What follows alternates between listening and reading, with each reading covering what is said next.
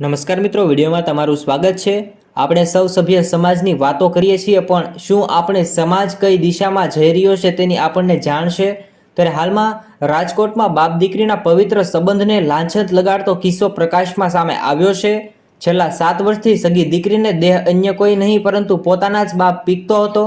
દીકરીની તબિયત લથડતા સિવિલ હોસ્પિટલની અંદર તેને સારવાર માટે ખસેડવામાં આવી હતી।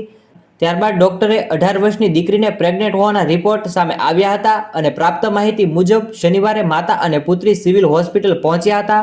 દીકરીની હાલત જોઈ અને ડોક્ટરો પણ હચમચી ગયા હતા। ઇમરજન્સી સારવાર આવ્યા બાદ ડોક્ટરે પ્રેગ્નન્સી ટેસ્ટ કરતા સગર્ભા હોવાનું સામે આવ્યું હતું। ડોક્ટરે એમ પણ કહ્યું હતું કે 18 વર્ષની દીકરી છે તો બોયફ્રેન્ડ સાથેના સંબંધમાં આવું બન્યું હશે, જેની ડોક્ટરને એમ હતું કે જેની માતા તેને ઠપકો આપશે। જોકે ડોક્ટરે દીકરી અને તેની માતાને પ્રેગ્નન્સી હોવાની જાણ થતાં જ બંને રડી પડ્યા હતા। જ્યારે ડોક્ટરે દીકરીને પૂછતા દીકરીએ કહ્યું, મારી જિંદગી મારા જ પિતાએ બગાડી નાખી છે।